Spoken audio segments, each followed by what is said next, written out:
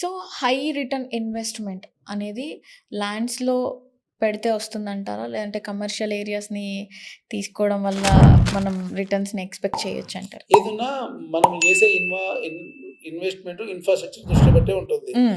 So, మనము commercial land పోయి ఎక్కడో 100 కిలోమీటర్ల దూరం కొని ఇది కమర్షియల్ అయితే ప్రాబ్లమ్ అయిద్ది. ఎందుకంటే హ్మ్. అది పెరిగేటప్పటికి ఎన్ని సంవత్సరాలు అయితే తెలియదు. అవును. సో, మనం ఎక్కడ ఇన్వెస్ట్ చేసినా కూడా మన యొక్క బడ్జెట్‌లో అక్కడ పెరుగుతున్న ఇన్‌ఫ్రాస్ట్రక్చర్ డెవలప్ చేయాలి. హ్మ్. మనం ఇన్వెస్ట్ చేయాలి. హ్మ్. లైక్ ఇప్పుడు మనం దూరంగా వెళ్ళాము. సిటీకి ఒక 15 కిలో 20 కిలోమీటర్లు వెళ్ళాము. హ్మ్. ఒక 100 ఫీట్ రోడో లేదా 60 ఫీట్ రోడో ఉంది.